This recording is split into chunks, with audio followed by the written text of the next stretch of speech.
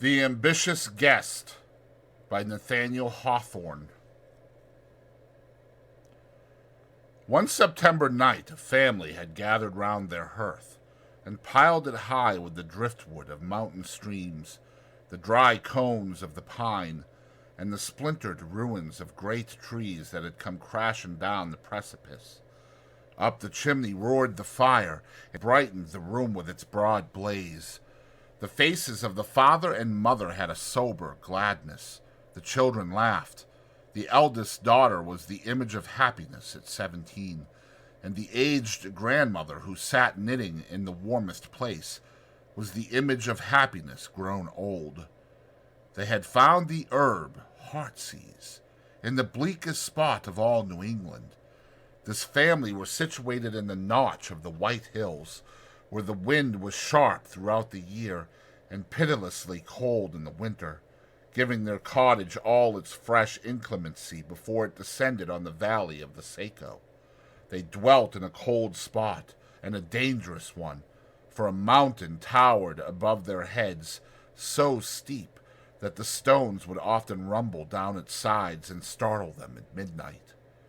The daughter had just uttered some simple jest that filled them all with mirth, when the wind came through the notch and seemed to pause before their cottage, rattling the door with a sound of wailing and lamentation before it passed into the valley.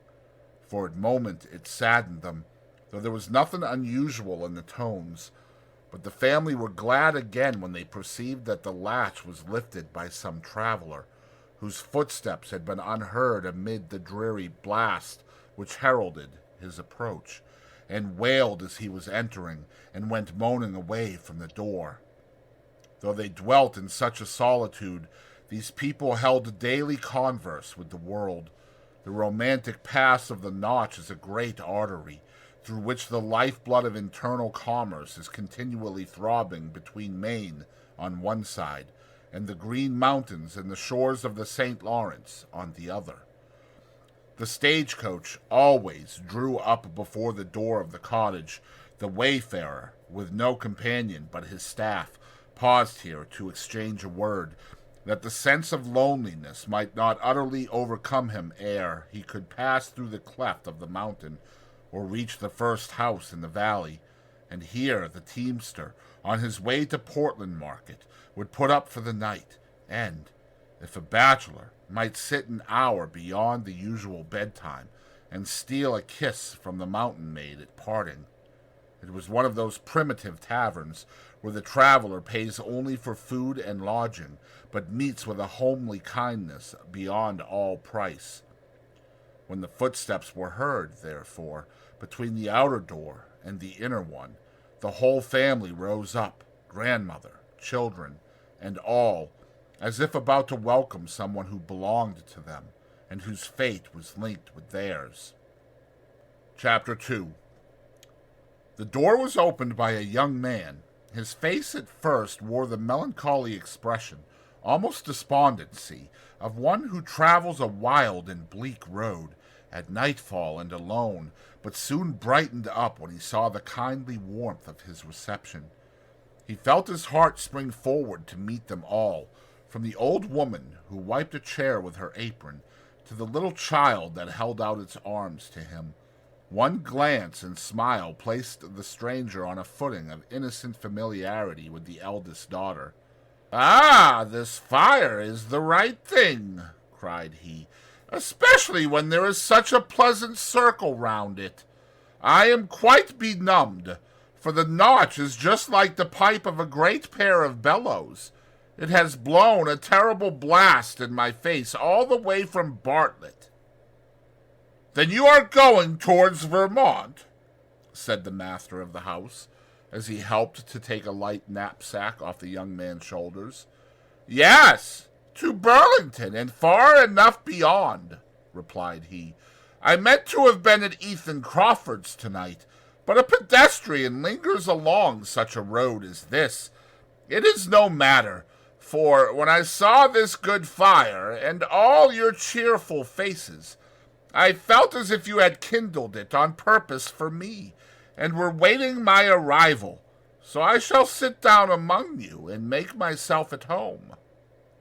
The frank-hearted stranger had just drawn his chair to the fire when something like a heavy footstep was heard without, rushing down the steep side of the mountain, as with long and rapid strides, and taking such a leap in passing the cottage as to strike the opposite precipice. The family held their breath, because they knew the sound, and their guest held his by instinct. "The old mountain has thrown a stone at us, for fear we should forget him," said the landlord, recovering himself.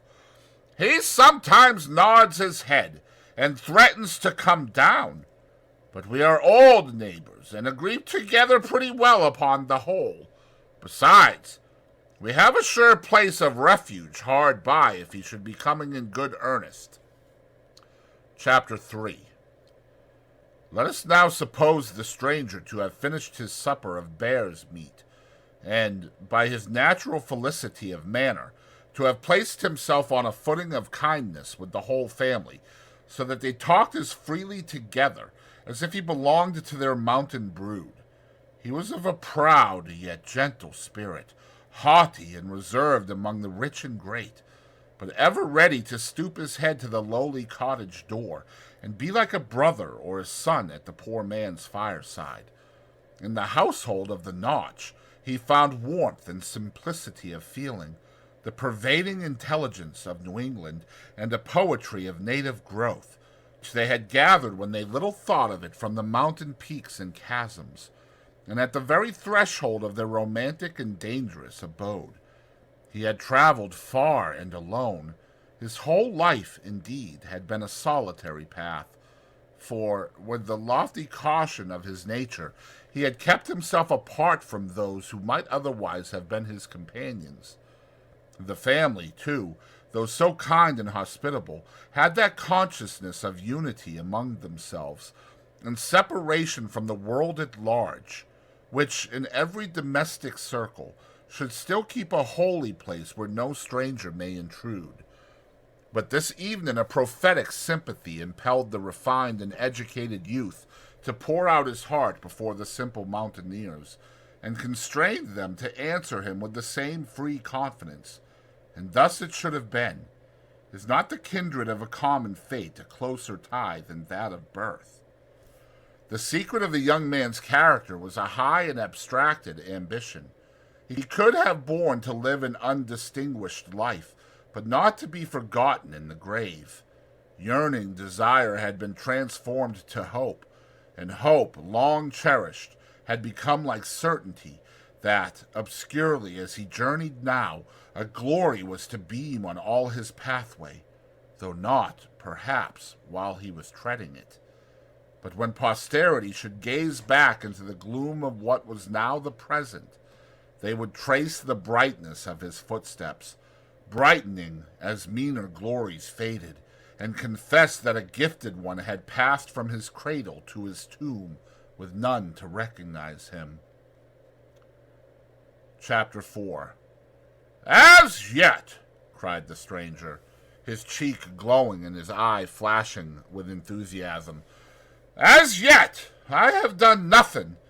Were I to vanish from the earth tomorrow, none would know so much of me as you, that a nameless youth came up at nightfall from the valley of the Saco, and opened his heart to you in the evening, and passed through the Notch by sunrise, and was seen no more. Not a soul would ask, who was he? Whither did the wanderer go? But I cannot die till I have achieved my destiny. Then let death come. I shall have built my monument." There was a continual flow of natural emotion, gushing forth amid abstracted reverie, which enabled the family to understand this young man's sentiments, though so foreign from their own.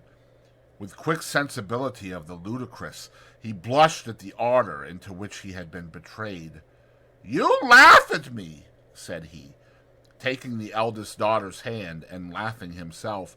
"You think my ambition as nonsensical as if I were to freeze myself to death on the top of Mount Washington, only that people might spy at me from the country round about. And truly, That would be a noble pedestal for a man's statue." "It is better to sit here by this fire," answered the girl, blushing, "and be comfortable and contented, though nobody thinks about us." "I suppose," said her father, after a fit of musing, "there is something natural in what the young man says, and if my mind had been turned that way, I might have felt just the same. It is strange, wife, how his talk has set my head running on things that are pretty certain never to come to pass." "Perhaps they may," observed the wife. "Is the man thinking what he will do when he is a widower?" "No, no," cried he, repelling the idea with reproachful kindness. "When I think of your death, Esther, I think of mine too. But I was wishing we had a good farm in Bartlett or Bethlehem or Littleton or some other township round the White Mountains, but not where they could tumble on our heads. I should want to stand well with my neighbors and be called squire, and sent to general court for a term or two. For a plain, honest man may do as much good there as a lawyer, and when I should be grown quite an old man, and you an old woman, so as not to be long apart, I might die happy enough in my bed, and leave you all crying around me. A slate gravestone would suit me as well as a marble one, with just my name and age, and a verse of a hymn, and something to let people know that I've lived an honest man, and died a Christian." Chapter 5. "There now!" exclaimed the stranger. "It is our nature to desire a monument, be it slate or marble, or a pillar of granite, or a glorious memory in the universal heart of man." "We're in a strange way tonight," said the wife, with tears in her eyes. "They say it's a sign of something. When folks' minds go a-wandering so, hark to the children." They listened accordingly. The younger children had been put to bed in another room, but with an open door between, so that they could be heard talking busily among themselves. One and all seemed to have caught the infection from the fireside circle, and were outvying each other in wild wishes and childish projects of what they would do when they came to be men and women. At length the little boy, instead of addressing his brothers and sisters, called out to his mother. "I'll tell you what I wish, mother," cried he. "I want you and father and grandmom and all of us and the stranger too to start right away and go and take a drink out of the basin of the flume." Nobody could help laughing at the child's notion of leaving a warm bed and dragging them from a cheerful fire to visit the basin of the flume, a brook which tumbles over the precipice deep within the notch. The boy had hardly spoken when a wagon rattled along the road and stopped a moment before the door. It appeared to contain 2 or 3 men who were cheering their hearts with the rough chorus of a song which resounded in broken notes between the cliffs, while the singers hesitated whether to continue their journey or put up here for the night. "Father," said the girl, "they are calling you by name." But the good man doubted whether they had really called him, and was unwilling to show himself too solicitous of gain by inviting people to patronize his house. He therefore did not hurry to the door, and the lash being soon applied, the travelers plunged into the notch, still singing and laughing, though their music and mirth came back drearily from the heart of the mountain. Chapter 6. "There, mother!" cried the boy again. "They'd have given us a ride to the flume!" Again they laughed at the child's pertinacious fancy for a night ramble, but it happened that a light cloud passed over the daughter's spirit. She looked gravely into the fire, and drew a breath that was almost a sigh. It forced its way, in spite of a little struggle to repress it. Then, starting and blushing, she looked quickly around the circle, as if they had caught a glimpse into her bosom. The stranger asked what she had been thinking. "Nothing," answered she with a downcast smile. "Only I felt lonesome just then." "Oh, I have always had a gift of feeling what is in other people's hearts," said he, half seriously. "Shall I tell the secret of yours? For I know what to think when a young girl shivers by a warm hearth, and complains of lonesomeness at her mother's side. Shall I put these feelings into words? They would not be a girl's feelings any longer if they could be put into words," replied the mountain nymph, laughing, but avoiding his eye. All this was said apart. Perhaps a germ of love was springing in their hearts, so pure that it might blossom in paradise, since it could not be matured on earth, for women worship such gentle dignity as his, and the proud, contemplative, yet kindly soul is oftenest captivated by simplicity like hers.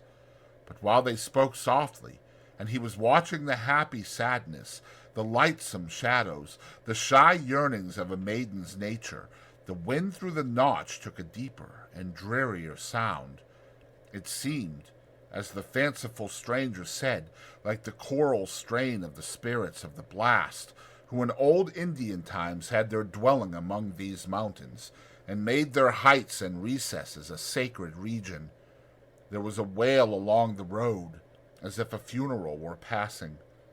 To chase away the gloom, the family threw pine branches on their fire, till the dry leaves crackled and the flame arose, discovering once again a scene of peace and humble happiness. The light hovered about them fondly and caressed them all. There were the little faces of the children peeping from their bed apart, and here the father's frame of strength, the mother's subdued and careful mien, the high-browed youth, the budding girl, and the good old grandam, still knitting in the warmest place. The aged woman looked up from her task, and, with fingers ever busy, was the next to speak. Chapter 7. "Old folks have their notions," said she, "as well as young ones.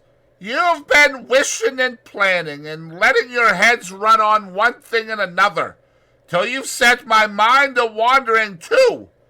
Now what should an old woman wish for, when she can go but a step or two before she comes to her grave?